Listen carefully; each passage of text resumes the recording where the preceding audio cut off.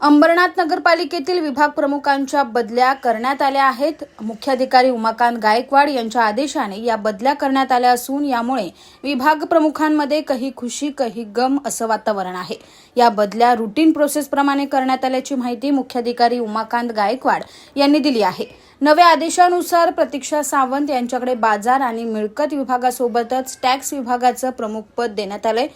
नवनीत देवरे उद्यान पर्यवेक्षक आणि कर निरीक्षक असतील, तर मिनल पवार या खरेदी आणि भांडार पर्यवेक्षक यासोबत यूपीएससी केंद्र आणि वाचनालयाच्या प्रमुख असतील। मेघा कदम या विधी आणि कामगार पर्यवेक्षक पदासह आस्थापना आणि सुरक्षा विभागाचा कार्यभार पाहतील।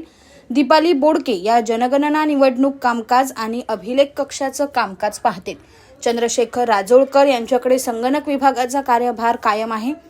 किमया पवार यांच्याकडे माहिती जनसंपर्क सोबतच आता महिला बालकल्याण विभागालाही कार्यभार असेल, तर सारिका मतकर यांच्याकडे नागरी सुविधा केंद्राची जबाबदारी देण्यात आली आहे। याशिवाय 3 लिपिक आणि एका आरेखाचीही अंतर्गत बदली करण्यात आली। या बदल्यांमुळे पालिकेच्या अधिकाऱ्यांमध्ये काही खुशी काही गम असं वातावरण पाहायला मिळतंय।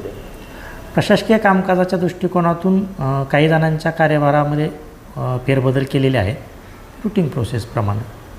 Bureau report, AB fast news, Ambernath.